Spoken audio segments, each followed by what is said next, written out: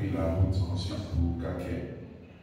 Nous avons aussi trouvé les bien-aimés du plein évangile de Caquet, qui nous ont accueillis. Toute l'église nous attendait. Ils étaient fiers de nous recevoir. Amen. Ils étaient vraiment fiers. Ils ont joué le jeu, les figurations qu'on voulait. Ils étaient vraiment disponibles. C'est comme si ces derniers jours, nous avons une grâce spéciale. Le plein évangile, une fois de plus, c'est le plein évangile qui nous a accueillis là-bas. C'est vrai que c'est fait à l'entreprise d'un bien-aimé, mais ils étaient vraiment disponibles. Le peuple de Dieu était chaleureux. La foi au village a un groupe particulier. Nous bénissons le Seigneur pour cela. Et puis aussi, nous sommes revenus dimanche.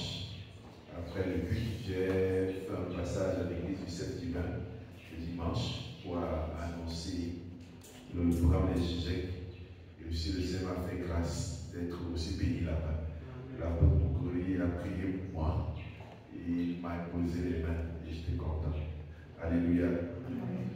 J'ai reçu les grâces d'un père dans la foi.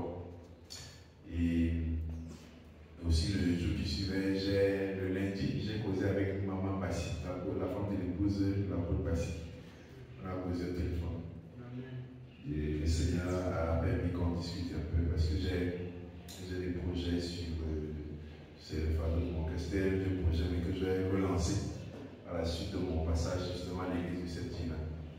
Mon projet était celui-ci, c'est de parler du début de l'église de Réveil au Cameroun. Et donc j'ai eu le privilège de discuter avec l'épouse du premier baptisé dans le Saint-Esprit au Cameroun, du moins francophone. Amen.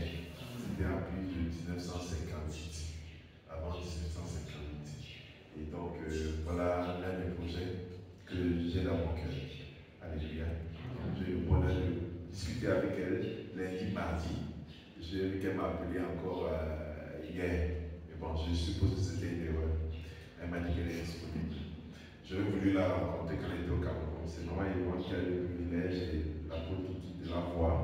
Ils ont dormi ensemble eux-mêmes. Et elle m'a dit qu'elle était très contente. Et elle m'a chargé de vous saluer. Alléluia. Elle a encore toute sa vie, elle parle bien. Et elle vit en France aujourd'hui. Donc, quand je n'ai pas pu la voir quand elle était ici, j'ai utilisé les moyens de bord qu'elle le téléphone. On a pu causer. Amen. Et puis, jeudi aussi, nous étions à Crépi pour continuer les préparatifs des GIGEC. Et Dieu nous a aussi ouvert les portes au plein évangile, qui nous a offert sa salle pour les GIGEC et son accompagnement également. Donc nous bénissons le Seigneur qui nous a fait grâce. Nous sommes rentrés en bonne condition.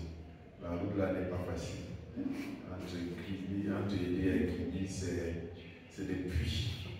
Là-bas, ce ne sont plus des trous, c'est des puits.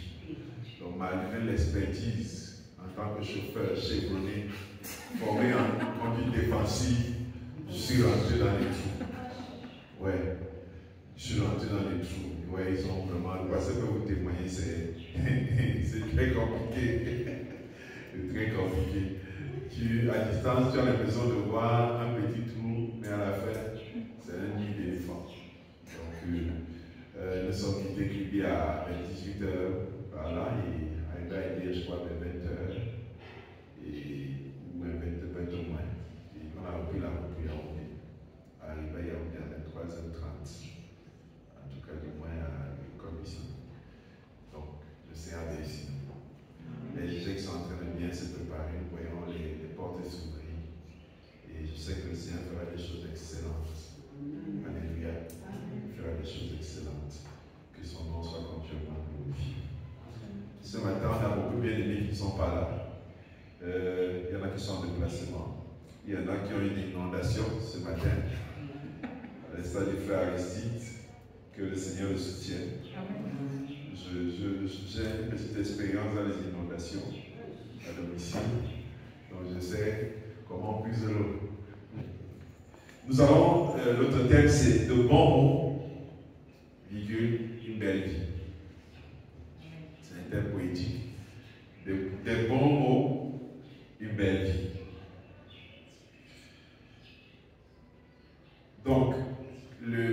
l'objectif du message, en fait, c'est que nous puissions voir comment les mots peuvent nous aider à avoir une vie épanouie. Amen. Comment les mots peuvent avoir une vie épanouie.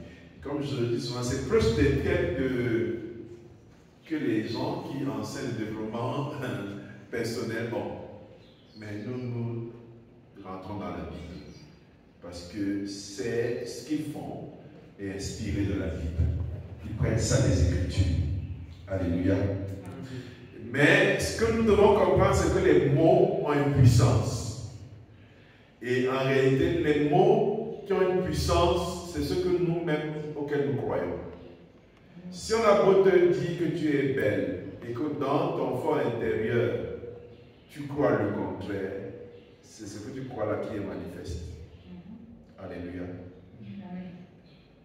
C'est ces paroles-là qui sont puissantes. Et quand on dit mot, ce n'est pas que ce qui sort de la bouche, mais c'est surtout ce que notre esprit accepte, conçoit. Et la Bible dit que la bouche parle de l'abondance du cœur. Alléluia. Donc les mots ont un pouvoir sur notre vie. Les mots ont un pouvoir sur notre vie. À la limite, mais ils façonnent notre regard, notre perception et ce que nous acceptons de la vie. La Bible nous le dit dans Proverbes chapitre 18, verset 21, comme c'est la première lecture, je vous prie de vous lever. Nous allons ouvrir les Écritures. Proverbes 18, verset 21, il nous est dit, la mort et la vie sont au pouvoir de la langue. Vous aurez à vous rassasier du fruit que votre langue aura produit. Alléluia. Amen. Pour nous asseoir. Il nous dit que la mort et la vie sont au pouvoir de la langue. C'est quand même fort. C'est une chose forte qui est en train d'être dit là. Que la vie, la mort sont au pouvoir de la langue. Donc la langue détermine la vie comme elle détermine la mort. La mort et la vie sont au pouvoir de la langue. On n'a pas besoin d'expliquer ça. C'est quelque chose qu'on doit intégrer. C'est une vérité qu'on doit intégrer. Donc ça signifie que je ne dis pas n'importe quoi. Alléluia. Ce n'est pas qu'une banalité. Vous savez, on pense que tout est simple dans la vie. On voit, c'est simple. Je fais ci, je fais ça. Ça n'a pas de répétition. Mais la Bible est en train de nous dire que la mort et la vie sont soumis, bien sont au pouvoir de la langue. Et on peut le voir, si on dit que prenez-le et allez le tuer. Quelqu'un a dit simplement ça. Mais on va apporter la mort à cette personne. Amen. Faites de lui un roi. On n'a pas besoin de faire autre chose que de dire. Donc, la langue a une puissance. Les mots ont une puissance. Nous ne devons pas être profanes. En se disant, on lit les choses, on ne doit pas être comme Abel. Qui a vendu son Esau. Qui vend son droit d'aînesse, puis dit qu'est-ce que ça me vaut si j'ai fait. On doit comprendre et avoir et saisir les réflexions des choses. Alléluia. La vie n'est pas si simple que ça. Je ne demande pas d'être suspicieux, mais je me demande d'être conséquent. De savoir que ce n'est pas quelque chose de banal. Ouvrir sa bouche n'est pas quelque chose de banal. Dire quelque chose, ce n'est pas quelque chose de banal. C'est au pouvoir de la langue. Il dit, vous aurez à vous rassasier des fruits que votre langue aura produits. Donc, la langue va produire les choses que nous allons subir, que nous allons assumer ce que la langue aura dit. Alléluia. Dans Jacques, il dit autre chose, Jacques chapitre 3, verset 4 à 5. Les navires, quelque grand qu'ils soient, et que les vents forts les poussent, sont dirigés par un petit au gré de la volonté du pilote. De même, la langue est un petit membre, mais elle peut se vanter de grandes choses. Quand la tête a fait, les mains ont fait, qui se vante? La langue, c'est elle qui dit. Je ne suis pas n'importe qui. C'est le petit truc ici dedans qui avait dit ça, que ce n'est pas n'importe qui. Par exemple, c'est une personne qui a fait. Elle dit, elle se vante de grandes choses. Un petit élément. C'est lui qui parle le plus. Et il nous prend l'exemple du bateau. Il nous dit le bateau, aussi grand qu'il soit.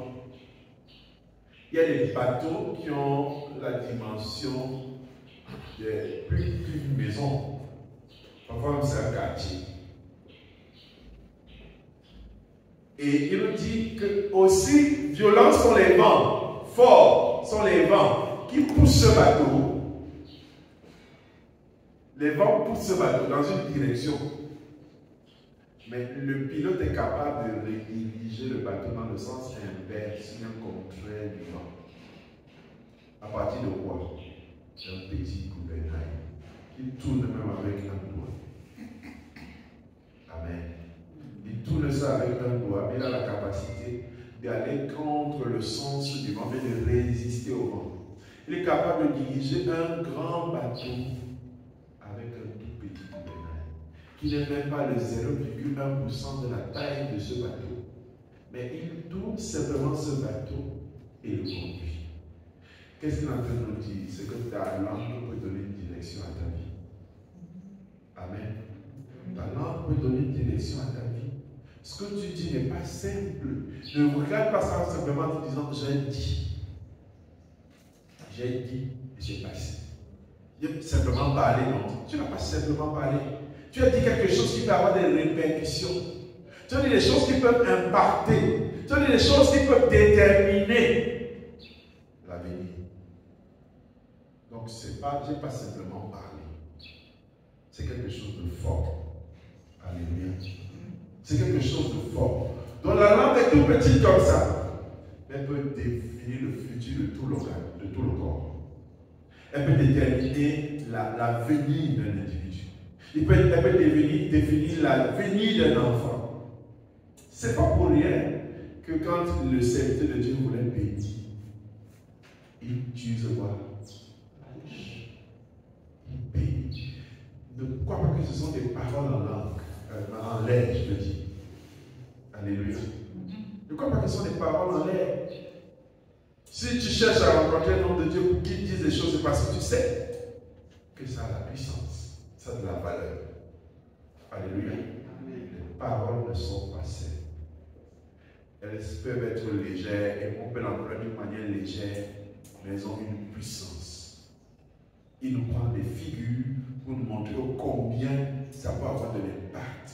S'il prend l'image du bateau, quelque chose d'énorme, mais qui se fait diriger par un tout petit gouvernail, il dit notre vie est dirigée par un petit élément qui est notre langue.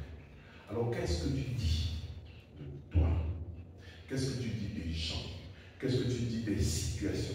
Comment tu qualifies les situations? Comment tu les parles? Comment tu les perçois? Qu'est-ce que ta bouche dit de ça? C'est important que tu regardes. Alléluia. Lorsque nous parlons donc de manière positive et remplie de foi, nous stimulons notre foi. Alléluia. La parole que tu sors stimule ta foi. Devant une situation, qu'est-ce que tu dis? C'en est fini pour moi. Je vais échouer. Je ne réussirai pas. La situation si est compliquée. La situation si vraiment je ne sais pas comment on va faire, mais je crois que c'est terminé. C'est résolu, c'est plié. Non. Alléluia. Lorsque tu dis des paroles positives, tu actives la foi. Lorsque tu dis des paroles négatives, tu ouvres la porte à l'ennemi. Ne crois pas que tu as seulement dit comme ça. Tu n'as rien dit comme ça. Ça te l'impacte. Une parole négative et tu portes ouverte à l'ennemi. Il va saisir ta parole. Il va travailler avec ta parole. Il va opérer avec ta parole. Alléluia. Quand tu as face à ces situations, quelques paroles positives que tu peux utiliser. Ésaïe chapitre 43, verset 19. Donc au lieu de dire cette situation ne changera pas, elle ne changera jamais. Je crois que je ne guérirai jamais. Je crois que cette situation familiale ne va jamais changer. Je crois que cet homme ne va jamais changer. Je crois que cet enfant ne va jamais changer. Au lieu de dire ça, utilise la parole.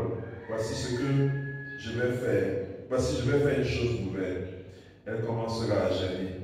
Ne la reconnaîtrez-vous pas? Oui, je ferai un chemin dans le désert ou des fleuves dans la solitude. Quand une situation te dépasse, mieux tu dis ça. Le Seigneur dit qu'il va te frayer un chemin dans le désert.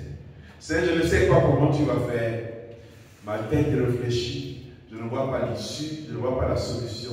Mais tu as dit, tu es capable de frayer un chemin dans le désert et des voies dans la solitude. Alléluia. Mieux tu dis ces paroles. Amen. Au lieu de dire c'est impossible, ça ne va pas changer, ce n'est pas possible. Non, Seigneur, ma tête ne comprend pas. Mais tu as dit que tu peux créer et que tu vas créer un chemin dans le désert. Je ne sais pas comment ça va se faire. Je doute même, mais je me souviens que ta parole dit ça. Mieux je dis comme ça. Alléluia. Au lieu que toi-même tu cèdes la situation en disant non, ça ne va jamais changer. Comme tu es en train de sceller le soir. Je vais mourir comme ça. J'irai avec cette maladie. C'est cette maladie qui va me tuer. Non. Alléluia. Le combat est spirituel. Tout dépend de ce que tu confesses. Alléluia.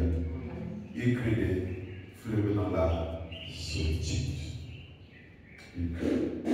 Au lieu de dire je n'arriverai jamais à joindre les deux bouts du mois, je ne sais pas comment je vais manger, comment est-ce que je vais faire pour m'habiller. Vraiment, c'est fini pour moi. Je crois que ce mois-ci sera difficile. Je confesse pas des choses comme ça. Alléluia. Dis plutôt selon Philippiens chapitre 4, verset 19. Dieu pourvoira tout ce dont j'ai besoin et plus encore. Alléluia. Dieu pourvoira tout ce dont j'ai besoin et plus encore. Comme il le dit exactement, mon Dieu pourvoira tous vos besoins selon sa richesse avec gloire en Jésus. Voilà ce que tu dois confesser. Alléluia. C'est ça qui est dans ta bouche. Pas que, oh, je ne serai pas jugé parce que je n'ai pas l'argent. Ou bien je ne ferai pas ci parce que je n'ai pas l'argent. Non. Mon Dieu pourvoira. Alléluia. Je garde cette espérance. Je garde cette espérance. Mon époux le dira toujours que je n'ai pas un problème avec l'argent. Ce n'est pas parce que j'en ai. C'est parce que je sais que lorsque Dieu me dit de faire quelque chose, là, il a prévu l'argent. C'est la dernière chose pour laquelle je m'inquiète. C'est pas comme si dans ma tête, je n'en ai bien jamais comment on va faire comment. L'idée la mienne. Mais je me dis à la fin, il pourra. J'avance d'abord. Est-ce que j'ai fini de faire ce que moi j'avais à faire? Je fais d'abord. Quand on arrive au bout d'homme, qu'il ne fasse pas ce qu'il lui doit faire. Mais je sais qu'il fait toujours. Alléluia. La Bible dit que tout est possible à celui qui croit. Je le disais bien aimé quand on voyageait. Si vous regardez dans la vie, vous allez voir que les gens qui ont acheté une voiture ont toujours la voiture. Ils ont toujours les voitures. Pourquoi? Parce qu'ils ont compris le secret comment on achète la voiture. Mais aussi, surtout que dans leur tête, avoir une voiture relève du possible. Amen. Donc dans sa tête, c'est désormais possible. Il peut refaire le même geste 1000 fois. Celui qui a acheté un terrain, acheter encore des terrains. Parce que dans sa tête, c'est désormais du domaine du possible. Celui qui a construit une maison peut en construire plusieurs autres. Parce que c'est du domaine du possible. Celui qui a voyagé, qui a déjà pris l'avion et est parti en congé à l'étranger, peut aller toutes les années, même s'il n'achète pas une maison. Pourquoi? Parce que c'est désormais du domaine du possible. Tout est possible à celui qui croit. Tant que tu n'as jamais enregistré dans ton esprit que c'est possible, et que ta tête dit plutôt que c'est impossible, tu ne le feras pas. Le plus dur, c'est de faire la première fois. Quand tu as fait la première fois, tu feras encore. Et encore, et encore, et encore, et encore. Alléluia. Donc, fais attention à ce que tu te dis dedans de toi. Si tu commences à fixer les limites, Dieu va avec toi jusqu'aux limites que tu as fixées. Alléluia. Donc, confesse des paroles positives. Des paroles, ça active la foi. Alléluia. Au lieu de dire dans la maladie, je suppose que je vais vivre avec cette maladie. Elle est incurable. Je vais vivre avec elle. Non, dis plutôt que le Seigneur est ton guérisseur. Alléluia. Fais confiance à sa parole. 1 Pierre 2, verset 24, il dit, lui-même a porté nos péchés en son corps sur le bois, afin que, étant morts au péché, nous vivions pour la justice, et par ses meurtrissures, vous avez été guéris. Alléluia. Par ses meurtrissures, je suis guéri. Je ne vivrai pas avec cette maladie. Elle aura une fin, parce que les meurtrissures de Jésus-Christ me guérissent. Alléluia. Elle me guérissent. Donc proclame, je réussirai, j'avancerai, je serai guéri, je serai victorieux, j'aurai du succès, je vous serai promu. Alléluia.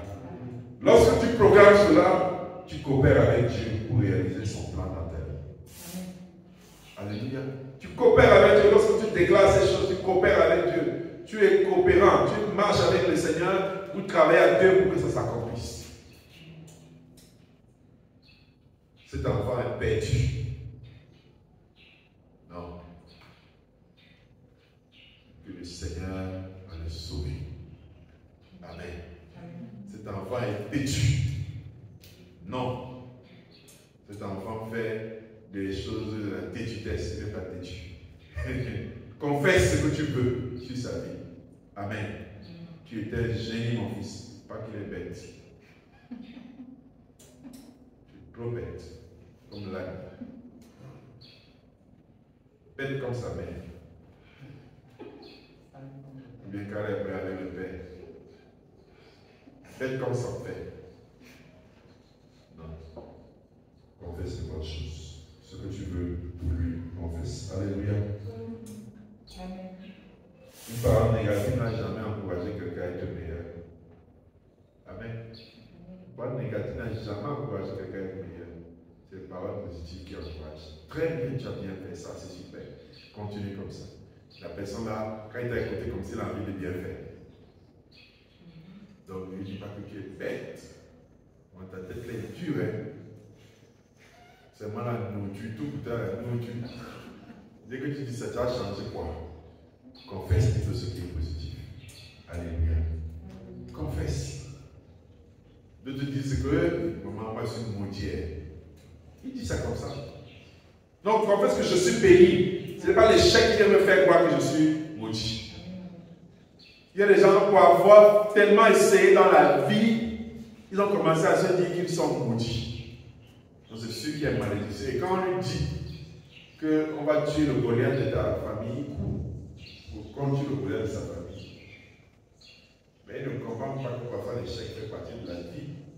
Parfois l'échec fait partie de la préparation. Parfois l'échec fait partie du programme de Dieu.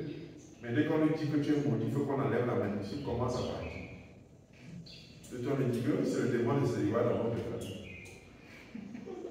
Il commence à croire en ça. Confesse que je suis béni. Alléluia. Je réussirai, j'avancerai, je me marierai, j'enfanterai. Confesse cela. Alléluia.